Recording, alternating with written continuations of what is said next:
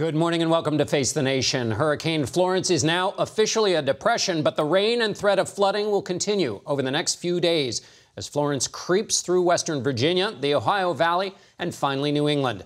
Parts of North Carolina have received record rainfall, in some places over 30 inches, and today the state is expected to get another 6 to 12 inches of rain.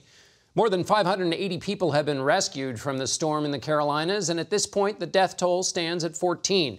There are more than 735,000 without power, and officials say that number could reach millions in the next couple of days. CBS Evening News anchor Jeff Glor has been leading our coverage since before the storm hit, and he joins us now from his post in Wilmington, North Carolina. Jeff? John, good morning. North Carolina has taken a nearly non-stop punishment from Florence for days now. And as this storm continues its slow, painful slide inland, there are new concerns this morning about potentially catastrophic flooding. A mandatory evacuation order has been issued for everyone living along the Little River and the Cape Fear River, about 60 miles northwest of here. That's about 2,800 households. The Cape Fear is expected to crest at a record 62 feet tomorrow or Tuesday, with water possibly going a mile beyond its banks. North Carolina Governor Roy Cooper is urging residents to take the threat seriously. We face walls of water at our coast, along our rivers.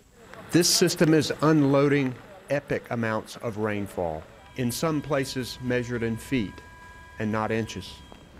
In Jacksonville and New Bern, hundreds who had defied earlier evacuation orders had to be rescued from rising waters yesterday by rescue workers and volunteers. The mayor of Fayetteville, parts of which are in the evacuation zone under the new orders, warned his residents not to make the same mistake. If you are refusing to leave during this mandatory evacuation, then you need to do things like notify your legal next of kin, because the loss of life is very, very possible. President Trump has issued a disaster declaration for North Carolina, which will make federal money available to those affected by Florence. And late last night, the governor of Virginia issued a warning to those in the southwest portion of the state about possible flooding. John? As you've been saying, it's not just the wind, it's the flooding. Jeff Glor, thanks so much, Jeff. Mark Strassmann has ducked out of the rain and is in a hangar at the U.S. Coast Guard Air Station in Elizabeth City, where helicopter crews have been hard at work rescuing those trapped by floodwaters.